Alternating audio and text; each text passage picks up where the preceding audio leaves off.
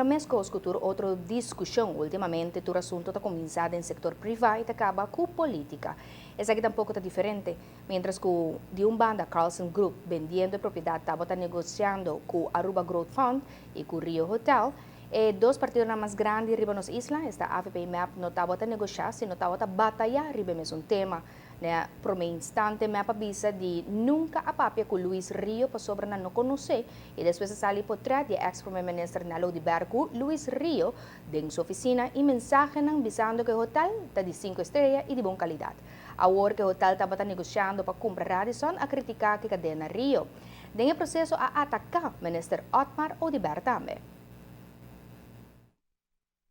Awe, mita espera cada de nang hala lang palavra a ding, mita que espera que cada de nang reflexionar sobre durante último 4 semanas que mawak hope comunicado de prensa de MEP, mawak hasta nang questionar ta quenta rei de all inclusive aqui nang Aruba, mamira membro na de parlamento, que tava hope cerca de sunang toma decisão para Rio Hotel Bing, para aí passar gabanang, bisa que mi hokos que por suceder Aruba awe pessoa não perde interesse, pessoa não perde negócio, pessoa não perde spa de Rio no momento que Rio anterior estava ubicado de repente a sali para for caba com a família Rio, caba que a operação de Rio na Aruba, minuto quer que seja de forma e nós estamos com a mesma coisa que sucede tempo de KLM, mesma coisa sucede tempo de Carnaval, tá caba com a partners na trabalho for de Aruba Rabia e Jay botinho passa hope tempo para resolver essa aqui. Contrário na lo que agora bisa é tempo aí e como por awak hasta tem caso que o senhor Dangi Oduber vai ter rueda de prensa diante de Radisson